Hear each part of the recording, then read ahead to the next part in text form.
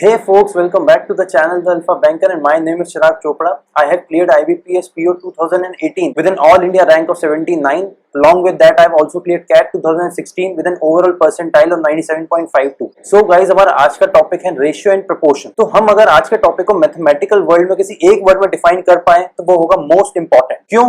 Because ये topic कभी भी किसी भी एग्जामिनेशन में डायरेक्टली नहीं पूछा जाता, but at the same time her examination का 30 to 40% क्वेश्चन इसी टॉपिक पे बेस्ड हो, जैसे कि mixture and allegations, profit and loss, percentages, simple interest, compound interest, questions on partnership, question on edges, area and volume and many more. But अगर मैं एक minute के लिए मान लूं कि ये सारे टॉपिक्स भी नहीं है, but at the same time इस टॉपिक पे बेस्ड क्वेश्चन कहां पूछे जाते हैं? वो पूछे जाते हैं in the father of aptitude test, that is data interpretation. See अगर मेजरली देखा जाए तो डीआई बस दो ही टॉपिक पे बेस्ड है। फर्स्ट परसेंटेजेस, जो अकेले डीआई का ही नहीं बट पूरे मैथमेटिक्स का फाउंडेशन है। वहीं दूसरा टॉपिक है हमारा आज का topic, that is ratio and proportion. तो अगर मैं इन दोनों टॉपिक्स पे महारत हासिल कर लूं, इन दोनों टॉपिक्स पे अपनी पकड़ मजबूत कर लूं, तो मेरे लिए हर डीआई सॉल्व करना बहुत ईजी हो जाएगा। बिकॉज इन दो कॉन्सेप्ट्स के बाद जो बचता है वो है फॉर्मूले, और फॉर्मूले तो कोई भी याद करके अप्लाई कर सकता है एग्जामिनेशन। तो आइए चलिए चलते हैं और देखते हैं आज का topic and let's fall in love with maths.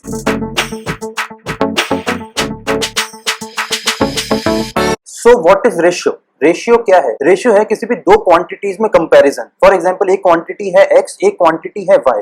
तो मैं बोलूं x के पास है 5 पेन और वहीं y के पास है 4 पेन, तो इनका रेशियो क्या होगा? इनका रेशियो हो गया 5/4। तो इसका दूसरा एग्जांपल क्या हो गया कि मैं अगर आपको बोलूं कि मैं आपसे डबल एफिशिएंट हूं, हमारा रेशियो क्या हो गया? हमारा रेशियो हो गया 2:1। अगर मैं बोलूं area of a triangle 1 is 50, वहीं एरिया ऑफ ट्राइंगल 2 इज 250, इन दोनों ट्राइंगल्स के एरिया का रेशियो क्या है? 50/250। तो ये जो हम कंपेयर करते हैं चीजों को, उनको डिवाइड करके वही चीज कहलाती है रेशियो। तो जैसे मैंने यहाँ लिखा था 50/250, इसमें ये जो ऊपर वाला पार्ट होता है इसको बोला जाता है न्यूमरेटर, वहीं ये जो नीचे वाला पार्ट होता है इसको बोला जाता है डिनोमिनेटर। ठीक है, आपको बस इतना याद रखना है और आपको समझना है कि ऊपर वाले पार्ट को हम बोलते हैं न्यूमरेटर, वहीं नीचे वाले पार्ट को हम बोलते हैं डिनोमिनेटर। अब इंपॉर्टेंट क्या है इसमें इंपॉर्टेंट है that ratio is taken only in similar kind, मतलब इनके डायमेंशंस, इनके यूनिट हमेशा सेम होने चाहिए। कैसे? देखो, अगर मैं किसी के वेट को कंपेयर करूं, तो अगर मैं बोलूं कि मेरा वजन आपसे आधा है, तो हम ये चीज कंपेयर कर पाएंगे। तो ये रेशियो क्या आएगा? ये रेशियो आएगा 2:1। भाई मेरा वेट आपसे आधा है, ये हो गया मेरा वेट, तो आपका वेट कितना हो गया? मुझसे डबल, तो ये हो गया आपका वेट 2 टाइम्स। ठीक है, ये होगा सिमिलर काइंड, सिमिलर यूनिट में। वहीं मैं अलग अलग डायमेंशंस को कभी कंपेयर नहीं कर सकता।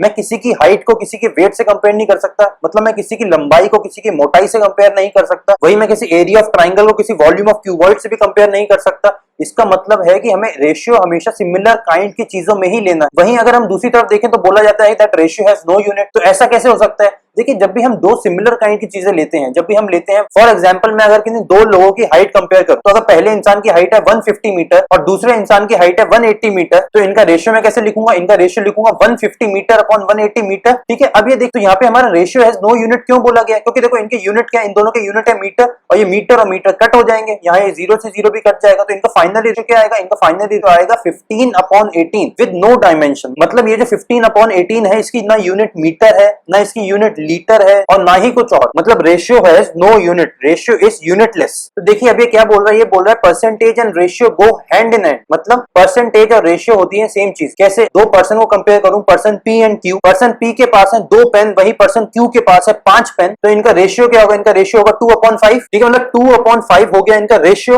वहीं अगर मैं देखूं तो क्या मैं 2/5 को परसेंटेज टर्म्स में कन्वर्ट कर सकता हूं? तो जैसे कि हमें पता है कि 2/5 होता है हमारा 0.40, दैट इज 40%। ठीक है, ऐसे बहुत सारे क्वेश्चंस आएंगे जहां हमें परसेंटेजेस को रेशियो में कन्वर्ट करना पड़ेगा, और वहीं दूसरी तरफ हमें रेशियो से परसेंटेज में भी कन्वर्ट करना पड़ेगा। मतलब ये ट्रेड ऑफ हमेशा चलता रहेगा। देखिए, आई होप कि आपको परसेंटेजेस फाइंड करने में कोई भी प्रॉब्लम नहीं होगी। स्टिल अगर आपको कोई भी प्रॉब्लम होती है तो मैंने परसेंटेजेस के वीडियो का लिंक इस वीडियो के डिस्क्रिप्शन में ही अवेलेबल करा रखा है, तो आप इस वीडियो को यहीं पॉज करके पहले परसेंटेजेस का वीडियो देख लें, बिकॉज रेशियोज में परसेंटेजेस बहुत ही इंपॉर्टेंट रोल प्ले करता है। वहीं अगर मैं एक दूसरा एग्जांपल लेके चेक करूं तो मेरे पास दो स्कूल्स हैं, एक्स और वाई। एक्स स्कूल में टोटल पढ़ते हैं 120 बच्चे, वहीं वाई स्कूल में पढ़ते हैं टोटल 240 बच्चे। अब अगर मुझे इन दोनों का रेशियो फाइंड करना है तो मैं कैसे फाइंड करूंगा? मैं लिखूंगा 120/240। देखिए, अब इसका रेशियो ये नहीं है, अब मैं इसका रेशियो 120/240 कभी नहीं बोलूंगा, बिकॉज रेशियो होता है इनका सबसे छोटा कंपेरिजन। अब मैं यहाँ पे 120/240 को काट के कुछ छोटा कर सकता हूँ ना, तो मैं इसको तब तक छोटा करता रहूंगा जब तक ये अपनी लीस्ट क्वांटिटी में, जब तक अपनी सबसे छोटी क्वांटिटीज में नहीं पहुंच जाते, और जो सबसे छोटी क्वांटिटी होगी उसको मैं बोलूंगा इनका रेशियो। तो देखिए, अगर मुझे इन दोनों को सबसे छोटा करना हो तो मैं क्या करूंगा? यहाँ पे कट करूंगा 0 से 0। यहाँ अगर मैं 12 को काटूं तो 12 1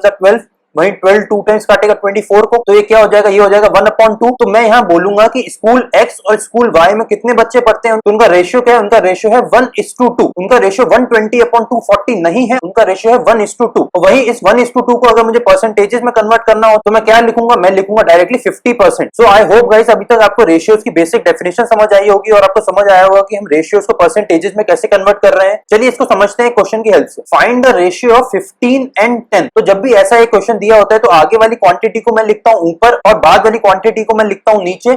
मतलब आगे वाली क्वांटिटी होती है मेरी न्यूमरेटर और बाद वाली क्वांटिटी होती है मेरी डिनोमिनेटर। तो मैंने इसको क्या लिखा, मैंने इसको लिखा 15/10। तो क्या 15/10 इसका एक रेशियो है? बिल्कुल भी नहीं, बिकॉज 15/10 को अभी मैं कट करके एक छोटे फॉर्म में लेके जा सकता हूं। बिल्कुल, अगर मैं इनको 5 से कट करूं दोनों को तो ये जाएगा 3 टाइम्स, ये जाएगा 2 टाइम्स। अब 3/2 को क्या मैं और कट कर सकता हूं? नहीं। तो इसका फाइनल आंसर क्या होगा, इसका फाइनल रेशियो हो गया 3:2। और ये जो दो बिंदियां हैं, ये जो दो पॉइंट्स हैं, ये कहलाते हैं इस्टू। जब भी हम रेशियो फाइंड करेंगे तो हम ऐसे ही ये दो पॉइंट्स लगा के, ये दो डॉट्स लगा के, ये दो बिंदियां लगा के ही डिनोट करते हैं। तो जैसे ही मैं देखूंगा ऐसा कुछ लिखा दैट इज 3, फिर उसका दो डॉट्स फिर 2, तो मैं इसको कैसे पढ़ूंगा, इसको मैं पढ़ूंगा 3:2। और इसका मैं मतलब क्या समझूंगा, इसका मैं मतलब समझूंगा कि ये है 3:2। Question number 2, in an office there are total of 400 people, 100 men and rest women, find the ratio of men and women. तो ये क्वेश्चन है, एक ऑफिस है जहां टोटल 400 लोग काम करते हैं, उसमें से अगर हम डिवाइड करें तो 100 है आदमी, बची हुई है महिलाएं। तो इन्होंने हमें बोला है कि हमें रेशियो फाइंड करना है मेन एंड वुमेन का। तो सबसे पहले हम फाइंड करेंगे कि यहाँ टोटल आदमी कितने हैं और टोटल महिलाएं कितनी हैं। तो हमें क्वेश्चन में दिया है कि 100 मेन, तो भाई वुमेन कितनी हो गई, 400 माइनस 100 कितना हो गया, 300। तो 100 हो गए मेन, 300 हो गई वुमेन। तो अब हम इनका रेशियो कैसे फाइंड करेंगे, तो हमने अभी देखा था कि जो भी आगे लिखा होता है टर्म उसको हम लिखते हैं ऊपर, वही जो बाद में लिखा होता है वो जाता है नीचे रेशियो में। तो यहाँ आगे क्या लिखा है मेन, तो हम लिखेंगे नंबर ऑफ मेन ऊपर, वहीं बाद में लिखा है विमेन, तो विमेन हो जाएगा इसका डिनोमिनेटर। तो ये आ गया 100/300। तो क्या 100/300 इसका रेशियो है? बिल्कुल नहीं। 100/300 इसको लिखने का एक तरीका है। इसको हम इसका रेशियो कैसे फाइंड करेंगे, इसमें से ये दोनों जीरो कट करेंगे, मतलब हम इसको इसके सबसे छोटे पार्ट की तरफ लेके जाएंगे। तो यहाँ 0 कट करके कितना बचा, 1/3, और ये 1/3 है इसका रेशियो। 100/300 नहीं, इसका रेशियो है 1/3।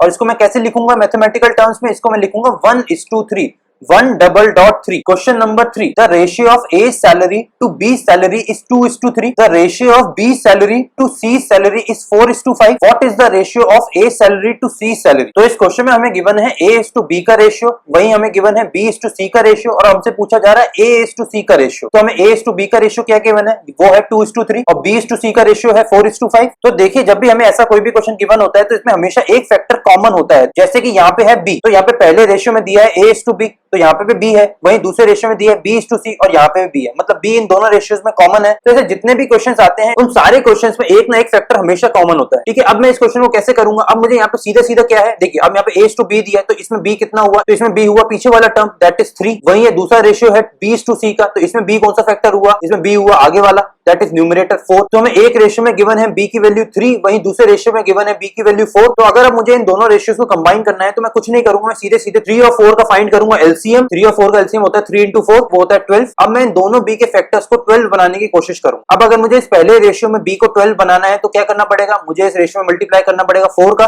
वहीं अगर इस दूसरे रेशियो में मुझे इस 4 को 12 बनाना है तो मुझे क्या करना पड़ेगा, मुझे इस रेशियो में मल्टीप्लाई करना पड़ेगा 3 का। मतलब ये अगर मैं 4 का मल्टीप्लाई करूंगा तो ये हो जाएगा 12, और A कितना हो जाएगा, 4 into 2 कितना होता है 8। वहीं दूसरा रेशियो कितना हो जाएगा, 4 into 3 12, और 3 into 5 कितना हो जाएगा 15। तो इसका मतलब A:B को 8:12 लिख सकता हूँ, वहीं B:C को 12:15 लिख सकता हूँ। तो देखिए अब ये रेशियोज हमारे बहुत सिंपल बन गए हैं। अब ये रेशियोज को अगर मैं सिंपल टर्म्स में बात करूं तो भाई A की सैलरी है 8, B की सैलरी है 12, वहीं दूसरे रेशियो में B की सैलरी है 12, C की सैलरी है 15। तो A की सैलरी है 8 और C की सैलरी है 15। तो सबसे पहले अगर मैं A, B और C का रेशियो फाइंड करूंगा तो कैसे आएगा, इसका मतलब A, B और C का कंबाइंड रेशियो कितना हो गया, वो हो गया 8:12:15। तो देखो भाई पहले मैंने दोनों रेशियोज में जो कॉमन फैक्टर है, जैसे यहाँ पे दोनों में कॉमन क्या है, यहाँ दोनों में कॉमन है B, तो मैंने यहाँ पे B लिया, B के दोनों फैक्टर्स का एलसीएम लिया, तो यहाँ पे 3 और 4 का एलसीएम कितना आया, वो आया 12। दोनों फैक्टर्स को 12 बनाया तो ये रेशियो क्या बन गए, पहले वाला रेशियो बन गया 8:12 और दूसरे वाला रेशियो क्या बन गया 12:15। तो देखो अगर मैं कंबाइंड रेशियो से इन दोनों के रेशियो फाइंड करूं तो अगर मुझे A:B फाइंड करना हो, मतलब आगे के दो टर्म, वो क्या आ गया 8:12, दूसरा वाला रेशियो फाइंड करना हो दैट इज B:C, तो B:C क्या आ गया, B:C आ गया मेरा 12:15। तो इसका मतलब आप सबने आप कंबाइंड रेशियो इसका फाइंड कर लिया है, वो है 8:12:15।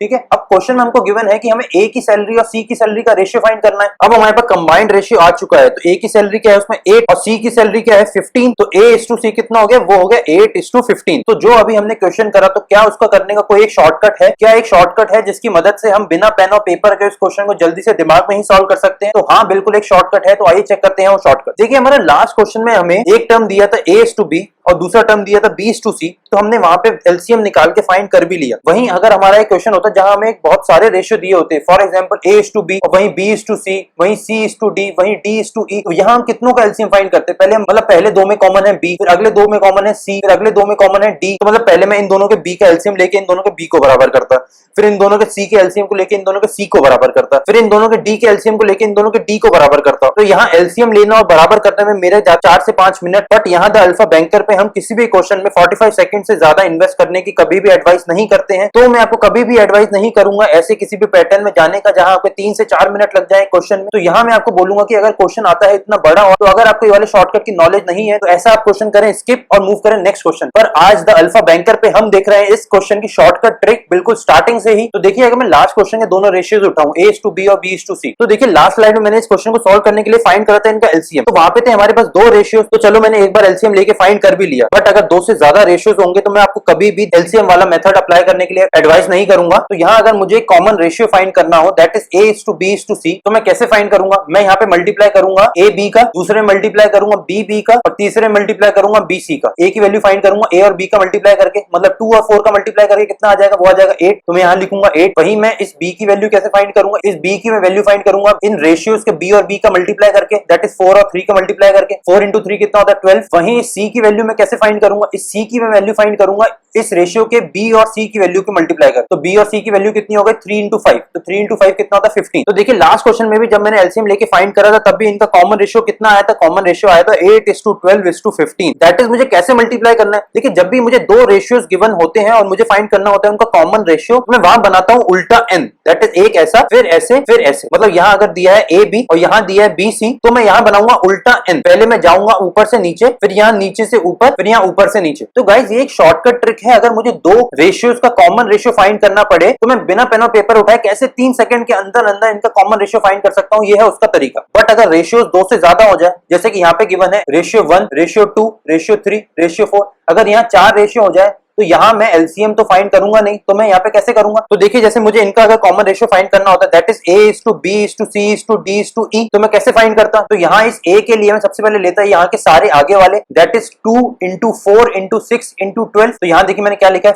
2 into 4 into 6 into 12। ये है यहाँ के सारे आगे वाले 2 into 4 into 6 into 12। अब अगर मुझे इसका B फाइंड करना होता तो मैं कैसे करता? यहाँ पे मैं चालू करता B से, दैट इज यहाँ पे B क्या है? यहाँ पे B है 3 और यहाँ पे ले लेता सारे आगे वाले। मतलब यहाँ पे मेरा पहला टर्म होता 3 और बाकी होते हैं सारे आगे वाले। मतलब मेरा B क्या होता? मेरा B होता 3 into 4 into 6 into 12। मतलब 3 है पहला B, वहीं 4 into 6 into 12 क्या है? यहाँ सारे आगे वाले। ठीक है, अब C फाइंड करके देखते हैं। तो पहला C हमें कहाँ मिला? यहाँ पहला C हमें मिला यहाँ पीछे की तरफ। तो यहाँ मैं पहले C तक उठाऊंगा पीछे वाले, उसके बाद सारे आगे वाले। दैट इज अगर यहाँ मैं फाइंड करूँ तो यहाँ मैं C की वैल्यू क्या लिखूंगा? यहाँ मैं C की वैल्यू लिखूंगा C तक सारे पीछे वाले, दैट इज 3 into 5 और उसके बाद सारे आगे वाले, मतलब 6 into 12। तो मेरी C की वैल्यू क्या हो गई? वो हो गई 3 into 5 into 6 into 12। तो देखिए मैंने यहाँ क्या करा, यहाँ पे मेरे जो भी गिवन मैंने उन सबको एक के नीचे एक लिखा और जैसे ही मुझे C की वैल्यू फाइंड करनी थी मैंने सबसे पहला C ढूंढा। अगर मेरा C आगे आता तो मैं आगे से सारे नंबर C के बाद को उठा लेता। वहीं यहाँ पे मेरा C आया पीछे, तो मैं यहाँ पे पीछे से चालू करूंगा C तक और जैसे ही C आता है उसके बाद मैं चले जाऊंगा आगे मल्टीप्लाई कर। तो यहाँ हम D की वैल्यू फाइंड करके देखते। तो देखिए इन रेशियोज में मेरा पहला D कहाँ आ रहा है? मेरा पहला D आ रहा है यहाँ, दैट इज 11, जो कि है पीछे की तरफ। तो मैं यहाँ पे पीछे से चालू करूंगा और जाऊंगा अपने D तक, 3 into 5 into 11 up to D, और जैसे ही D आता है उसके बाद मैं चला जाऊंगा आगे, दैट इज 12। तो यहाँ मेरे D की वैल्यू कितनी हो जाएगी? वो हो जाएगी 3 into 5 into 11 की वैल्यू अप टू D और उसके बाद मैं चला जाऊंगा आगे मल्टीप्लाई करने, दैट इज 12। अब हम E की वैल्यू फाइंड करके देखते हैं। तो यहाँ हमारा पहला E कहाँ आ रहा है? पहला E आ रहा है हमारा 17, जो कि है पीछे। तो मैं यहाँ चालू करूंगा पीछे से अप टू E तक। तो यहाँ मैं क्या करूंगा? यहाँ मैं करूंगा 3 into 5 into 11 into 17 और E के बाद आगे जाने का कोई ऑप्शन है नहीं, मतलब E का हमारा रेशियो यही हो गया खत्म। तो हमारी E की वैल्यू कितनी आ गई? वो आ गई 3 into 5 into 11 into 17। ठीक है, और अगर मुझे एक इतना बड़ा कोई क्वेश्चन दिया होता तो इसका कॉमन रेशियो में कैसे फाइंड करता? तो जल्दी से मैं यही शॉर्टकट यहाँ अप्लाई करता, यहाँ इन सबका मल्टीप्लाई करता और इनकी वैल्यू फाइंड करके मैं जल्दी से मूव करता next question. So I hope guys दो रेशियोज या दो से ज्यादा रेशियोज का अगर कॉमन रेशियो फाइंड करने के लिए कोई भी क्वेश्चन आएगा तो आप उसको आप झटके से सॉल्व कर पाएंगे इस शॉर्टकट ट्रिक की हेल्प से। तो आइए गाइस चलते हैं और देखते हैं अपना नेक्स्ट टॉपिक। हमारा नेक्स्ट टॉपिक है how to compare two ratios. See guys ये वाला जो टॉपिक है ये हमारा सबसे ज्यादा कहां यूज होता है, ये हमारा यूज होता है सबसे ज्यादा DI, that is data interpretation में। डेटा इंटरप्रिटेशन में हर बार हमको क्वेश्चन गिवन होता है जहां पे दो चीजें होती हैं, हमें उन्हें कंपेयर करना होता है या फिर उनका रेशियो फाइंड करना होता है या उनके रेशियोज कंपेयर करने होते हैं। मतलब ये वाला टॉपिक हमारा ऑल टुगेदर वहां सबसे ज्यादा इंपॉर्टेंट है। इसका मतलब रेशियोज का ऑल टुगेदर ये सबसे ज्यादा इंपॉर्टेंट टॉपिक है। तो इस टॉपिक को थोड़ा ध्यान से देखिए, थोड़ा ध्यान से समझिए, बिकॉज ये टॉपिक हमारा ओवरऑल हेल्प करेगा DI सॉल्व करने। तो देखिए अगर मुझे अभी दो रेशियोज कोई भी गिवन हो, फॉर एग्जाम्पल 8:9 और दूसरा रेशियो हो मेरे पास 11:12 और अब मुझे इन दोनों रेशियोज को कंपेयर करना हो, तो देखिए अगर आपने अभी तक DI के डेटा इंटरप्रिटेशन कोई भी एक सेट लगाया होगा, कोई भी एक सेट भी सॉल्व करा होगा, तो आपको समझ आ रहा होगा कि ये चीजें DI में कितनी ज्यादा फ्रीक्वेंटली पूछी जाती हैं जहां हमें इन दो रेशियोज को कंपेयर करना होता है। अगर मैं आपको बोलूं 8:9 और 11:12 को कंपेयर करें, तो क्या आप इन दोनों को कंपेयर अभी कर पाएंगे? तो क्या आप बता पाएंगे कि 8:9 बड़ा है या 11:12 बड़ा है? तो इनको फाइंड करने का तरीका क्या है? देखिए जब भी हमारे पास दो रेशियोज होते हैं जिनकी वैल्यू ज्यादा बड़ी नहीं होती, ठीक है, जैसे यहाँ पे हमारा 8 और 9 है और 11 और 12 है, ठीक है, और हमें इनको कंपेयर करना है, तो यहाँ पे मैं अप्लाई करता हूँ cross multiplication method. Cross multiplication method क्या होता है? मैं इसके न्यूमरेटर को मल्टीप्लाई करता हूँ इसके डिनोमिनेटर से, वहीं इसके डिनोमिनेटर को मल्टीप्लाई करता हूँ इसके न्यूमरेटर से, और फिर मैं उन दोनों नंबर्स को कंपेयर करके देखूंगा। 8 into 12 कितना होता है? 8 into 12 होता है 96 और 9 into 11 कितना होता है? वो होता है 99। अब 96 और 99 में से कौन सा बड़ा है? इनमें से 99 बड़ा है। इसका मतलब 8/9 और 11/12 में कौन सा बड़ा है? इन दोनों में से 11/12 बड़ा है। ये एक सिंपल तरीका है हमारा दो रेशियोज को कंपेयर करने का, जब हमारे रेशियोज के कंपोनेंट्स बहुत छोटे छोटे होते हैं, जैसे यहाँ पे है, जैसे यहाँ हमारे रेशियोज के कंपोनेंट्स छोटे हैं। वहीं मेरा दूसरा मेथड क्या है? मेरा दूसरा मेथड है with the help of percentage. अब अगर मुझे दो रेशियोज दिए हो 4:5 और 8:9, तो मैं इन दोनों को कैसे कंपेयर करता? तो मैं इनको कंपेयर करता with the help of percentages. 4/5 percentage terms में कितना होता है? 4/5 परसेंटेज टर्म्स में होता है 80%, और 8/9 परसेंटेज टर्म्स में कितना होता है? भाई 1/9 फ्रैक्शन की वैल्यू परसेंटेज में कितनी होती है? वैल्यू होती है 11.11। हमने अभी परसेंटेज वीडियो में इसको कैसे फाइंड करना है, इनको कैसे देखना है, और एक प्रॉपर टेबल बना के इलैबोरेट करके एक्सप्लेन कर रखा है हमारी परसेंटेजेस की वीडियो में। 11.11% कैसे आ गई? अगर आपको इसमें कोई भी डाउट है, अपनी इस वीडियो को यहीं पॉज करके सबसे पहले देखें परसेंटेजेस की वीडियो, जिसका लिंक इस वीडियो के डिस्क्रिप्शन में ऑलरेडी अवेलेबल है, बिकॉज यहाँ रेशियो फाइंड करने के लिए हम परसेंटेज का बहुत ज्यादा यूज करने वाले हैं। भाई 1/9 की वैल्यू हो गई 11.11, तो 8/9 की कितनी होगी? इसमें हम मल्टीप्लाई करेंगे 8 का, इसकी वैल्यू कितनी हो जाएगी? 88.88%। और यहाँ मैं देखते से ही बता सकता हूँ कि कौन सा बड़ा है। इसमें हमें सीधा पता है भाई 80 और 88 में कौन सा बड़ा होता है? 88, तो इसका मतलब हमारा 8/9 रेशियो बड़ा है। बट अगर हमारे रेशियोज बहुत बड़े बड़े आने लगे तो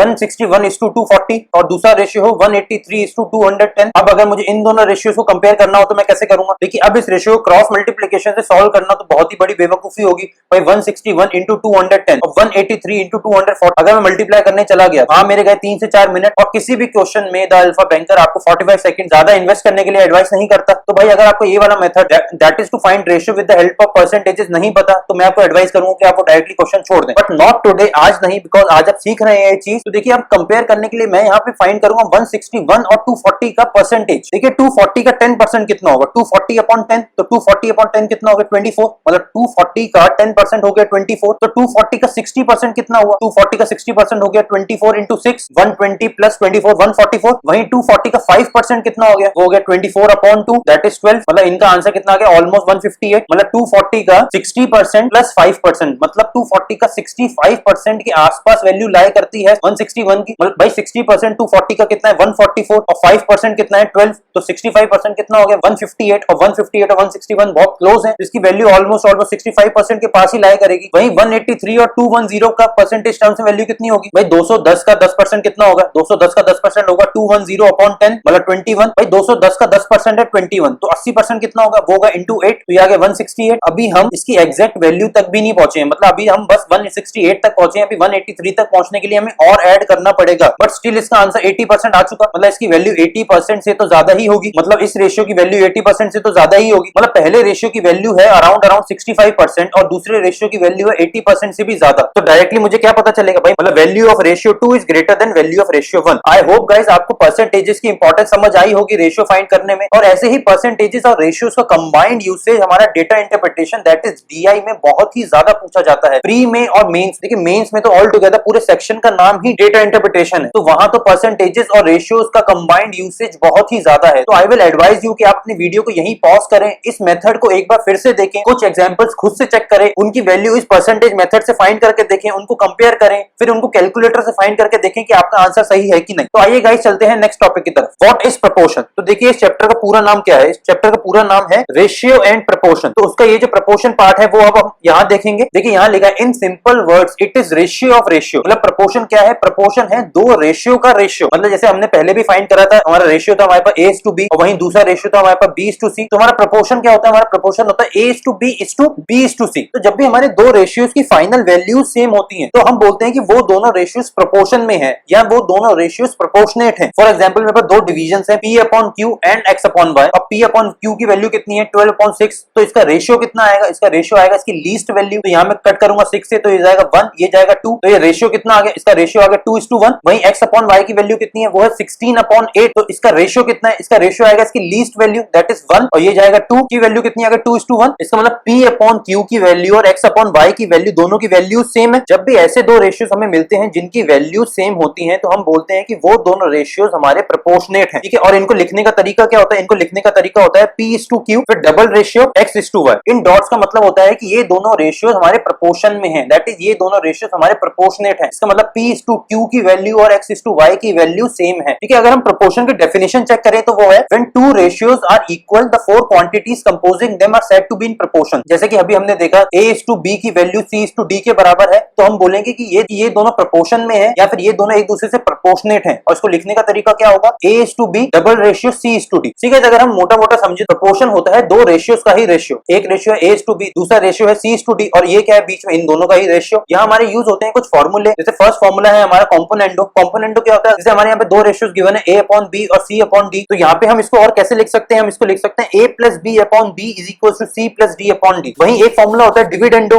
वो होता है कि हमारे दो रेशियोज गिवन है A अपॉन B और C अपॉन D और वो दोनों प्रोपोर्शन में है, इससे मतलब उन दोनों रेशियोज की वैल्यू बराबर है। तो हम इसको और कैसे लिख सकते हैं? हम इसको लिख सकते हैं A minus B upon B is equal to C minus D upon D। तो मतलब अगर हम न्यूमरेटर में से डिनोमिनेटर को माइनस करके उनका रेशियो भी फाइंड करें तो वो भी इक्वल ही आएगा। वहीं हमारा थर्ड फॉर्मूला है कॉम्पोनेंटो एंड डिविडेंडो। जी आई होप आप सबने इस फॉर्मूले का नाम अपनी स्कूल लाइफ में एटलीस्ट एक बार तो कम से कम सुना ही सुना होगा। तो ये फॉर्मूला क्या है कि हमें दो रेशियोज गिवन है जो प्रोपोर्शन में है A upon B is equal to C upon D। तो ये फॉर्मूला बोलता है कि हम इस रेशियो को A plus B upon A minus B is equal to C plus D upon C minus D भी लिख सकते हैं। दैट इज मैं पहले मल्टीप्लाई करूंगा न्यूमरेटर में डिनोमिनेटर का और फिर सब्ट्रैक्शन करूंगा न्यूमरेटर से डिनोमिनेटर का और फाइंड करूंगा इनका रेशियो और वो इक्वल होगा दूसरे रेशियो के एडिशन और सब्ट्रैक्शन के रेशियो का। ठीक है। जैसा कि मैंने यहाँ पे लिखा A plus B upon A minus B is equal to C plus D upon C minus D। ठीक है। ये वाला जो फॉर्मूला है that is componendo and dividendo बहुत फ्रीक्वेंटली यूज होता है हमारे मैथमेटिक्स और कई बार देखा गया है कि जैसे ही अगर हम आइडेंटिफाई कर लें कि वहां पे हमारा कॉम्पोनेंटो और डिविडेंडो लग सकता है तो वो क्वेश्चन हम झटके से 3 सेकंड के अंदर अंदर सॉल्व कर सकते हैं। ओके गाइस, इस स्क्रीन का आप ले लीजिए स्क्रीनशॉट क्योंकि ये फॉर्मूले बहुत जरूरी हैं आगे के लिए। ठीक है। आइए चलते हैं, बढ़ते हैं अपने नेक्स्ट टॉपिक की तरफ, यूनिटरी मेथड। सी इस मेथड में क्या होता है कि सबसे पहले हम क्वांटिटी को कन्वर्ट करते हैं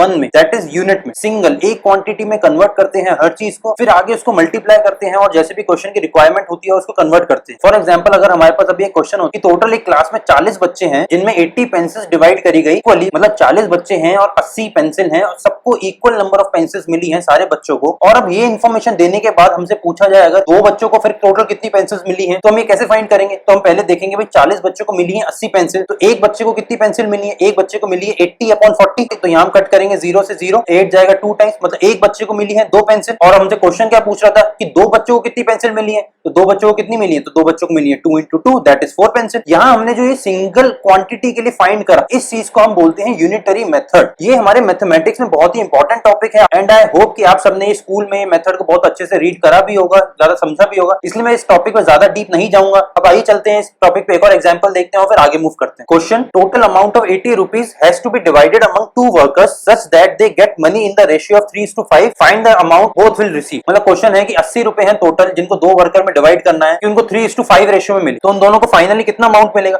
देखो भाई 3:5 रेशियो में मिल रहा है, तो मैं 3:5 में 3 को क्या 3x लिख सकता हूँ, वहीं 5 को 5x लिख सकता हूँ, क्योंकि भाई 3x और 5x का रेशियो में भी तो x कट जाएगा, तो ये रेशियो वापस 3:5 हो जाएगा। तो मैंने 3 को लिखा 3x और 5 को लिखा 5x। अब क्वेश्चन में गिवन है कि टोटल अमाउंट कितना है 80 और इनको कितना मिल रहा है 3x और 5x, तो इसका मतलब 3x प्लस 5x की वैल्यू 80 हो गई। ठीक है, क्वेश्चन में भी यही गिवन है कि वर्कर नंबर 1 और वर्कर नंबर 2 दोनों को मिला के 80 रुपए मिल रहे हैं। 3x और 5x कितना होता है 8x। अब मैं डायरेक्टली यहाँ पे डिवाइड करूंगा, 80 को काट दूंगा 8 से, तो ये हो जाएगा 10, तो x की वैल्यू कितनी आ जाएगी मेरी 10। अब वर्कर नंबर 1 को कितना मिलता है 3x, तो उसको कितना मिलेगा 3 इंटू 10 दैट इज 30, और वर्कर नंबर 2 को कितना मिलता है 5x, तो वो कितना होता है 5 इंटू 10 दैट इज 50। और देखिए यहाँ पे जो हमने 1x की वैल्यू फाइंड करी है, ये इसी चीज को बोलते हैं यूनिटरी मेथड। ठीक है, आइए बढ़ते हैं आगे और देखते हैं और important question. Divide 14 pencils in the ratio of 5:2 in 2 students. तो यहाँ पे क्वेश्चन में गिवन है कि 14 पेंसिल है जिनको हमें 5:2 में डिवाइड करना है। ठीक है, तो 5:2 में 5 को क्या मैं लिख सकता हूँ 5x, वहीं 2 को लिख सकता हूँ 2x। ठीक है, अब क्वेश्चन में हमें क्या गिवन है कि टोटल पेंसिल्स हैं 14 जो 5x और 2x के रेशियो में डिवाइड करा है। इसका मतलब 5x प्लस 2x की वैल्यू कितनी है 14। अब मैं डायरेक्टली यहाँ पे ऐड करूंगा, तो 5x प्लस 2x कितना हो जाएगा 7x। अब मैं यहाँ लगाऊंगा अपना यूनिटरी मेथड, तो डिवाइड करूंगा 14 को 7 से, ये जाएगा 2 टाइम्स, तो हमारी 1x की वैल्यू कितनी आ गई, वो आ गई 2। अब स्टूडेंट 1 के पास कितनी पेंसिल्स थी 5x, तो 5x की वैल्यू कितनी है 5 इंटू 2 दैट इज 10, और स्टूडेंट नंबर 2 के पास कितनी थी 2x और x की वैल्यू है 2, तो 2x की वैल्यू कितनी हो गई 2 इंटू 2 दैट इज 4। तो इसका मतलब हम इन दोनों में कैसे डिवाइड करेंगे, पहले स्टूडेंट को हम देंगे 10 पेंसिल, दूसरे को देंगे 4 पेंसिल, और देखिए इन दोनों का एडिशन कितना है 10 प्लस 4 कितना होता है 14, और हमारे पास कितनी थी टोटल 14 पेंसिल। आइए मूव करते हैं नेक्स्ट क्वेश्चन पे। Question 6, a persons income is 1200 out of which he spends 900 on his household chores and saves the rest. Find the ratio of savings to expenditure. देखिए गाइस, ये question में आगे बढ़ने से पहले मैं आपको बता दूं कि मैं ऐसे words that is chores, expenditures, saving, ये वर्ड्स मैं डेलिबरेटली क्वेश्चंस में यूज करता हूं जिससे आप लोग इन वर्ड्स के मीनिंग से फेमिलियर हो जाए, आप लोगों को इन वर्ड्स का मीनिंग समझ आ जाए। यहाँ पे हमारा कुछ मैथ्स के साथ साथ इंग्लिश का भी काम हो जाए। ठीक है, अभी क्वेश्चन में गिवन है कि भाई एक पर्सन की इनकम कितनी है 1200, उसमें से ये 900 खर्च कर देता है अपने हाउस होल्ड चोर्स पे। चोर्स मतलब घर के काम, मतलब 1200 कमाता है और उसमें से 900 घर के कामों पे खर्च हो जाते हैं और बाकी वो बचा लेता है। ठीक है, तो वो क्वेश्चन पूछ रहा है कि सेविंग और एक्सपेंडिचर का हमारा रेशियो बताओ। देखो जैसे ही हमने बात करी थी कि रेशियो एंड प्रोपोर्शन इनकम और एक्सपेंडिचर में बहुत ज्यादा डायरेक्टली पूछा जाता है, और इनकम और एक्सपेंडिचर के जितने भी डेटा इंटरप्रिटेशन के सेट्स आएंगे, ठीक है, उस सेट के पांचों क्वेश्चंस में रेशियो एंड प्रोपोर्शन यूज होगा ही होगा। ठीक है, तो इसका फॉर्मूला क्या होता है, इनकम होता है income is equal to expenditure plus savings. मतलब इनकम क्या होता है कितना कमाया, एक्सपेंडिचर होता है कितना खर्च करा, बाकी कितना बचता है जितना बचाया, तो मतलब कितना कमाया इज इक्वल टू कितना खर्च करा प्लस कितना बचाया। तो यहाँ हमको क्या गिवन है, इनकम है 1200 और एक्सपेंडिचर है 900। भाई एक बंदा था जो 1200 कमाता था, उसमें से 900 खर्च करता है, तो उसकी सेविंग कितनी हुई 1200 माइनस 900 दैट इज 300। अब क्वेश्चन में हमसे पूछा है सेविंग और एक्सपेंडिचर का रेशियो। सेविंग कितना है हमारा 300, एक्सपेंडिचर कितना है हमारा 900। तो हम रेशियो कैसे फाइंड करते हैं, पहले इनको डिवाइड करते हैं। ऊपर क्या आएगा जो पहले लिखा है, तो सेविंग पहले लिखा है तो सेविंग आएगा ऊपर, तो ये आ जाएगा 300 अपॉन 900। अब क्या 300 अपॉन 900 इसका रेशियो है, नहीं बिल्कुल भी नहीं, क्योंकि हमको इसकी लीस्ट वैल्यू फाइंड करनी है। तो हम यहाँ पे 0 से 0 कट करेंगे, यहाँ पे 3 को 1 टाइम करेंगे और यहाँ पे जाएगा 9 जाएगा 3 टाइम्स। तो इसका रेशियो फाइनली कितना आ गया, सेविंग्स टू एक्सपेंडिचर का फाइनल रेशियो आ गया 1:3। आइए मूव करते हैं नेक्स्ट क्वेश्चन की तरफ। Question 7, divide 2639 into 3 parts where first part is double of second part and third part is 1/4 of the second part। अब क्वेश्चन बोल रहा है कि हमें 2639 को 3 पार्ट ऐसे 3 पार्ट्स में डिवाइड करना है कि उसका पहला पार्ट दूसरे पार्ट से डबल हो और तीसरा पार्ट दूसरे पार्ट का 1/4। इसका मतलब अगर मैं फर्स्ट पार्ट को बोलूं f, सेकंड पार्ट को बोलूं s और थर्ड पार्ट को बोलूं t, तो क्या मैं सेकंड पार्ट को 4t लिख सकता हूं? देखिए भाई क्वेश्चन में भी गिवन है कि थर्ड पार्ट सेकंड पार्ट का 1/4 है, तो क्या मैं इसको लिख सकता हूं सेकंड पार्ट थर्ड पार्ट का 4 टाइम्स है। तो अगर मैं थर्ड पार्ट को बोलूं x, तो मेरा सेकंड पार्ट कितना हो गया 4x, और क्वेश्चन में क्या गिवन है कि first part is double of second part, तो फर्स्ट पार्ट सेकंड पार्ट का डबल है, तो 4x का डबल हो गया फर्स्ट पार्ट, तो वो कितना हो गया 8x। मतलब फर्स्ट पार्ट हो गया 8x, सेकंड पार्ट हो गया 4x और थर्ड पार्ट हो गया x। तीनों का टोटल सम कितना दिया 2639। इसका मतलब 8x plus 4x plus x is equal to 2639। अब यहाँ पे इन तीनों सम करेंगे तो आ जाएगा 8 प्लस 4 12 प्लस 1 13, तो 13x इज इक्वल टू 2639। अभी 13 को डायरेक्टली कट करेंगे इससे, तो ये जाएगा 2 टाइम्स 03, तो ये x की वैल्यू कितनी आ गई, x की वैल्यू आ गई 203, तो 1x की वैल्यू आ गई 203। तो हमारे तीनों पार्ट्स क्या है, एक है 8x फिर 4x फिर x, तो हमारे x की वैल्यू है 203, तो हमारे थर्ड पार्ट की वैल्यू हो गई 203, सेकंड पार्ट की वैल्यू हो गई 4 इंटू 203, ये हो गई 812, और फर्स्ट पार्ट की वैल्यू हो गई 8x दैट इज 8 इंटू 203, ये हो गई 1624। देखिए हमने यहाँ पे भी अप्लाई करा पहले यूनिटरी मेथड, और यूनिटरी मेथड की हेल्प से हमारा ये क्वेश्चन हो गया बहुत जल्दी सॉल्व। तो आइए चलते हैं नेक्स्ट क्वेश्चन की तरफ। The 3 sides of a triangle are in the ratio of 2:3:4 and the perimeter of the triangle is 60 centimetre. Find the length of each side. तो हम यहाँ क्या करेंगे, जो अभी तक हम करते आए हैं 2:3:4, तो पहली साइड को हम मान सकते हैं 2x, दूसरी को मान सकते हैं 3x और थर्ड को मान सकते हैं 4x। ठीक है, क्वेश्चन में गिवन है इनका पेरीमीटर है 60। तो भाई ट्रायंगल का पेरीमीटर क्या होता है, वो होता है उसकी तीनों साइड्स का सम, मतलब इसकी तीनों sides that is 2x 3x और 4x, इन तीनों का सम कितना है वो है 60। तो मतलब 2x plus 3x plus 4x की वैल्यू हो गई 60। अब 2 प्लस 3 कितना होता है 5, 5 प्लस 4 9, मतलब 9x की वैल्यू हो गई 60। तो मैं डायरेक्टली यहाँ पे 3 से कट करूंगा, ये जाएगा 20, ये जाएगा 3, तो x की वैल्यू आ जाएगी 20/3। तो फर्स्ट साइड की लेंथ कितनी हो जाएगी 2x, तो 2 into 20/3 that is 40/3। Second side की वैल्यू कितनी हो जाएगी 3 इंटू 20/3 दैट इज 60/3। और थर्ड साइड की वैल्यू कितनी हो जाएगी 4 into 20/3 that is 80/3। Hey everyone, I hope आप सबको आज का वीडियो बहुत पसंद आया होगा। आप सबका बेसिक फाउंडेशन और रेशियो एंड प्रोपोर्शन बहुत स्ट्रांग हुआ होगा आज। सो गाइस, इसी तरह बने रहिए द अल्फा बैंकर के साथ। अगर आपको आज का वीडियो पसंद आया then do like and share the video, and also अगर आप नए हैं इस चैनल पे then do subscribe to the channel and also hit that bell icon, जिससे आपको मिल सके द अल्फा बैंकर का हर वीडियो सबसे पहले। सो गाइस, नेक्स्ट वीडियो हम करेंगे इसी टॉपिक से रिलेटेड कुछ हाई लेवल क्वेश्चंस। सो इसी तरह बने रहिए द अल्फा बैंकर चैनल के साथ। Keep supporting, keep pushing us and keep promoting the alpha banker. Take care till the next video. Signing off, my name is Chirag Chopra.